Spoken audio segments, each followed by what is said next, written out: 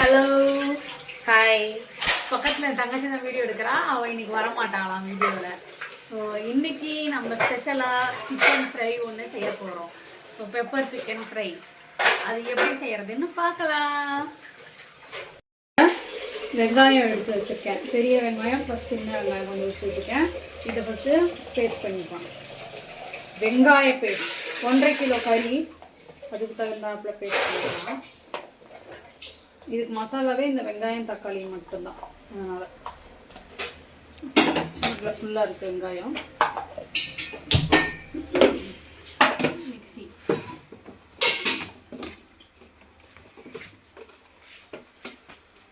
இன்னைக்கு நம்மளுக்கு வேலையே இதுதான். அம்மா வந்து பருப்பு ரசம் செய்கிறாங்க. இது வந்து வெறும் சைட் டிஷ். நல்லா பேஸ்டாக இருக்கு. ஓகே, வெங்காயம் நல்லா பேஸ்ட்டாக இருக்கட்டும். அடுத்து தக்காளி அரைச்சிக்கலாம். நான் ஒரு 5 பழுத்து தக்காளி எடுத்து வச்சுருக்கேன். 2 பேட்சாக போட்டு அரைச்சிக்கிறேன், இல்லைன்னா தெரிச்சிடும்.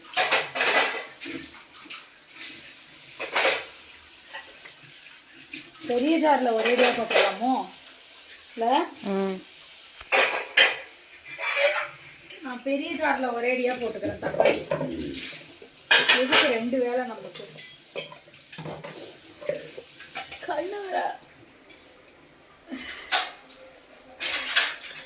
கண்ணு எரியுதா? எரியுது பயங்கரமா. வெங்காயம் அரைச்சதுக்கே எரியுதா? ஆமா, நல்லா பழுத்து இருக்கு தக்காளி. ஆப்பிள் பழம் மாதிரி எனக்கு திண்டா ரொம்ப பிடிக்கும். நிறைய பேர் இந்த தக்காளியை பச்சையா சாப்பிடுவாங்க. நீ சாப்பிடுவியா? சாப்பிட மாட்டியா? நானும் சாப்பிட மாட்டேன். சாலடு அந்த மாதிரி இதில் கொடுத்தாங்கன்னா ஓகே. இல்லை, ஆப்பிள் சாப்பிட்ற மாதிரி சில பேர் கடிச்சு கடிச்சு சாப்பிடுவாங்க. இசை சாப்பிடும்னு நினைக்கிறேன். ஓ,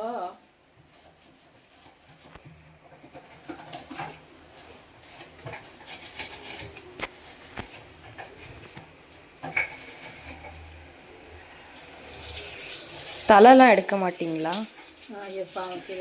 எடுக்க மாட்டேன். நான் அப்படியே போட்டுருவேன்.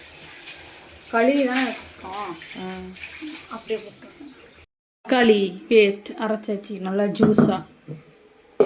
அடுத்து நம்மளுக்கு ஜாரு. ஓகே, அடுப்பு பற்ற வச்சாச்சு. சூடாயிடுச்சு இப்போ பாத்திரம். இப்போ இதில் கடலெண்ணெய் வேணுன்ற அளவுக்கு கொஞ்சம் தாராளமாக ஊற்றிக்கலாம், அப்படியே டேஸ்ட்டாக இருக்கும். 1.5 கிலோ.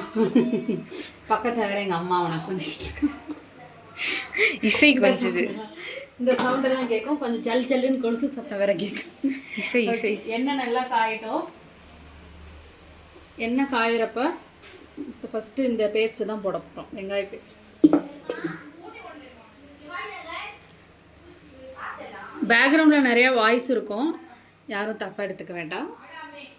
ஓகே, எண்ணெய் சூடாயிடுச்சு. வெங்காய பேஸ்ட் போட்டு அரைச்சிக்கலாம்.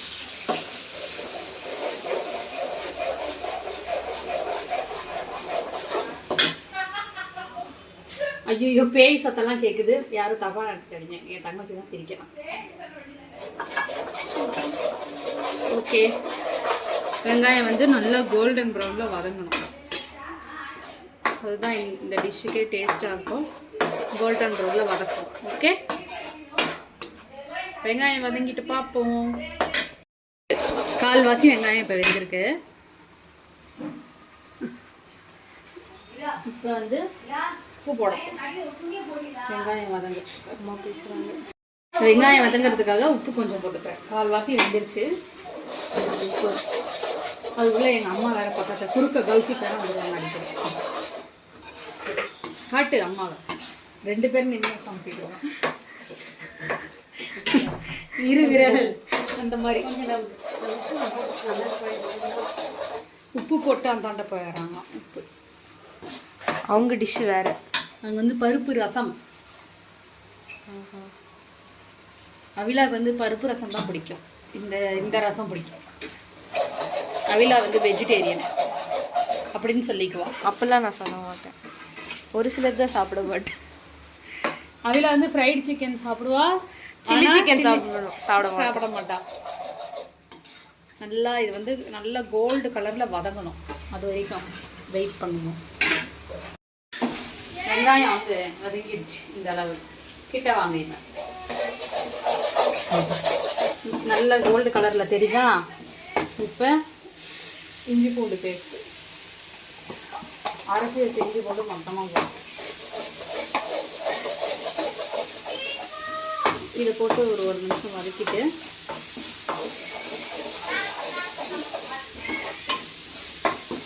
அதுக்கு தக்காளி அரைச்சி வச்ச தக்காளி, அந்த தக்காளி பேஸ்ட்டு, தக்காளி பழம். உங்களோட அம்மா டிஷ் சீக்கிரம் ரெடி ஆகிடும் போலயே. அது வெறும் பருப்பு ரசம். இப்போ வந்து அடிப்பிடிக்க ஆரம்பிக்குது. இந்த நேரத்தில் தக்காளி பேஸ்ட்டு ரெட் கலர் ஆகிடுச்சு. வதக்கி கழுவி ஊற்றிக்கலாம். அப்புறமேட்டு சும்மா வைக்கிறது மட்டும். தம்பி வேற இப்பதான் அழுகுறான். இப்போ மசாலாவை போட்டு தான் தம்பி வந்து போய் பார்க்கணும். தக்காளி போட்டு அடுத்து தேவையான மசாலா. ஃபஸ்ட்டு ரொம்ப சிம்பிள் மசாலா தான். மிளகாத்தூள் 1 ஸ்பூன்.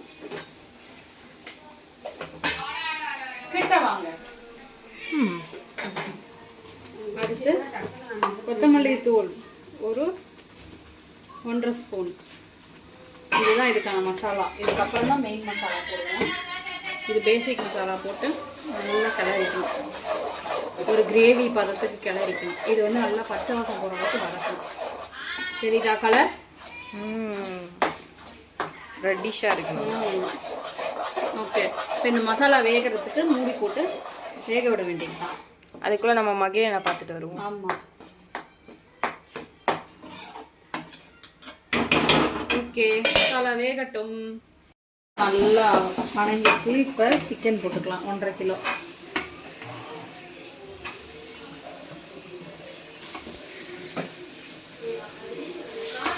கால் தலைலாம் எங்கள் வீட்டில் சாப்பிடுவாங்க, அதனால் அதுவும் போட்டுட்டேன்.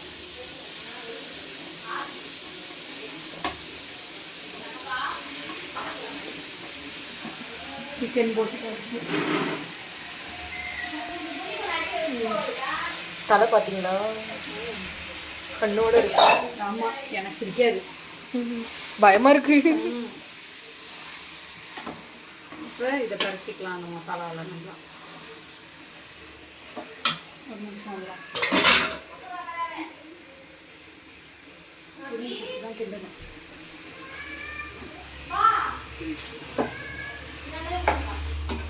ஓகே, மசாலா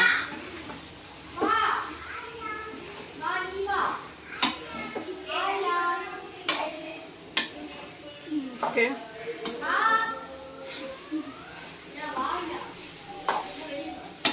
இந்த ஸ்டேஜில் நல்லா இருக்குது. அடியில் கொஞ்சம் அடி பிடிச்சிருக்கும் மசாலா, ஆனால் அதுதான் டேஸ்ட்டு.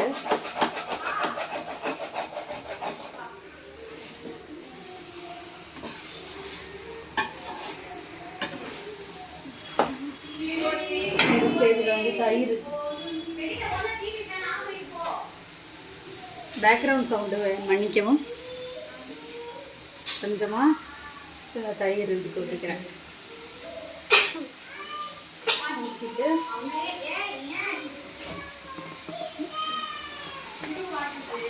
சீரகத்தூள் அரைச்சி வச்சுருக்கிறது இருக்குது, சீரகத்தூள் போட்டுக்கிறேன்.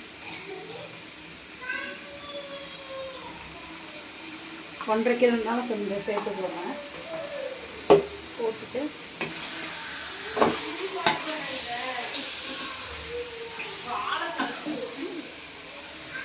ஒரு பெரட்டு.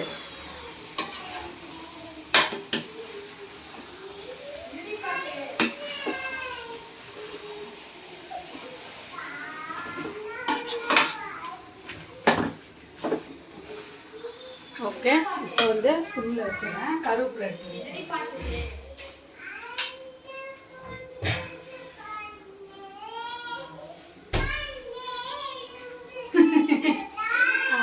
அப்படியே அங்கே காட்டுங்க.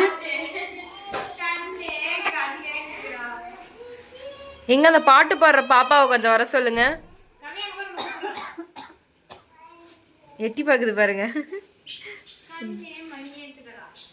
பாட்டு பாடு.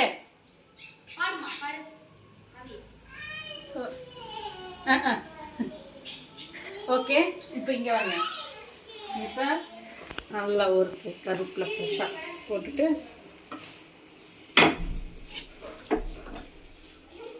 கரெக்டிக்கலாம். இப்போ போட வேண்டிய மசாலாலாம் போட்டாச்சு. பெப்பர் மட்டும் போடணும் கடைசியாக.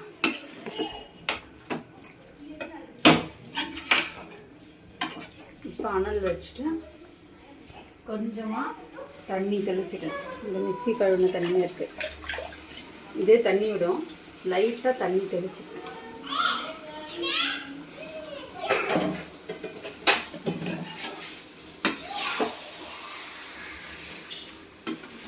இந்த ஸ்டேஜில் தேவையான உப்பு போட்டுருவோம்.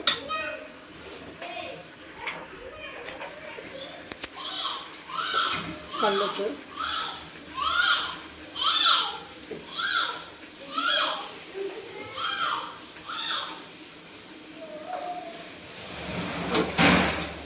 விரட்டிக்க.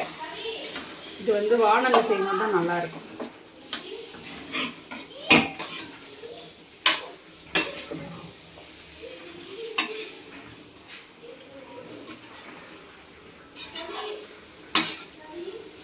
ஓகே, இப்போ மூடி போட்டு வேக விட வேண்டியது. ஓகே, குழம்பு எந்த நிலமையில இருக்கு? நல்லா கொதிச்சுட்ருக்கேன். கறி வெந்த உடனே நல்லா அனல் வச்சிடலாம். பெப்பர் போட்டிங்களா? இல்லை, போட போகிறேன் இப்போ தான். இப்போ இந்த ஸ்டேஜில் வந்து உப்பு செக் பண்ணிவிட்டு மெயினான விஷயம் மிளகு தூள் கொஞ்சம் ஆட் பண்ணிக்கிறேன். சாரி, போட்டுக்கிறேன். கடைசியாக கொஞ்சம் போடுவேன், அதனால் இப்போ கொஞ்சமாக போட்டுக்கிறேன். வந்து கிரேவியாக இருக்கணும், அதாவது ட்ரையாக இருக்கணும். அப்புறமேட்டு நம்ம கிண்ட வச்சுக்கணும். வந்து கறி வேகணும் முதல்ல.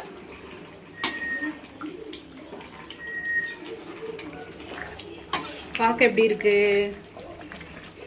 நல்லா இருக்கு.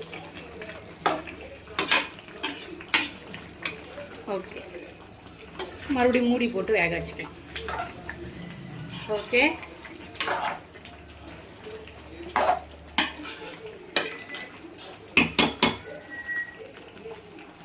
கறி மட்டும் இருக்கான்னு பார்க்குறேன்.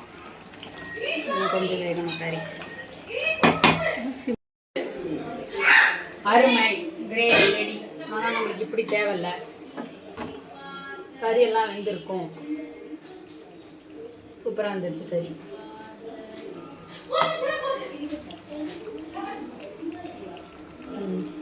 இப்போ அனல் வச்சு நல்லா இதை நோண்டுக்க தெரிக்கும். இது வந்து நல்லா சுண்ட விடணும். அப்போ தான் இது கிரேவி வந்து டேஸ்டாக இருக்கும்.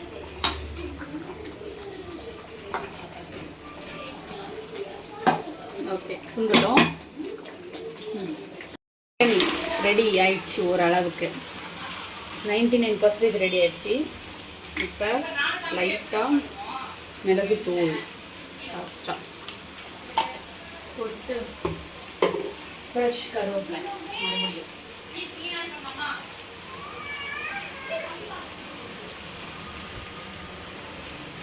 ஃப்ரெஷ் கருவேப்பிலை போட்டுட்டு ஒரு கிளறு. இதுதான் நம்ம style pepper chicken semi gravy. பார்க்க எப்படி இருக்கு கேமராவில்? நல்லா இருக்கு. Okay,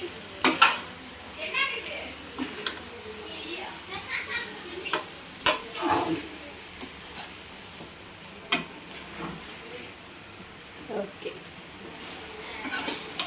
ready. இது மசாலா இன்னும் நல்லா அந்த தீர ஸ்டேஜில் வரப்போ தான் எடுக்கும். அப்போ தான் வந்து டேஸ்ட்டாக இருக்கும்.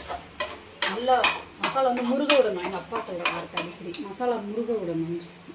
அப்போ தான் வந்து டேஸ்ட்டாக இருக்கும். அப்பாவுக்கு சமையல் தெரியுமா? சொல்லுவாங்க, சமைப்பாங்க, ஒரு ரைட்டாக சமைப்பாங்க. அம்மா என்னென்ன சமைப்பார் அப்பாவோட ஸ்பெஷல்? கருவாடு தான் சூப்பராக செய்வாங்க. இந்த திடீர் சமையல் இருக்குல்ல, அந்த மாதிரிலாம் சமைப்பாங்க அப்பா. என்ன சமையல்? திடீர்னு ஏதாவது தொட்டுக்கு எதுவும் இல்லை அப்படின்னா கருவாடு செய்கிறது. தக்காளி வெங்காயம் வந்து சாலட் மாதிரி பண்ணுவாங்க, சூப்பராக இருக்கும். கத்திரிக்காய் சுட்டு பண்ணியது சூப்பராக இருக்கும். Okay chicken ready. அவ்வளோதான் நம்மளோட சிக்கன் ரெடி. சூப்பர். ஆஃப் பண்ணி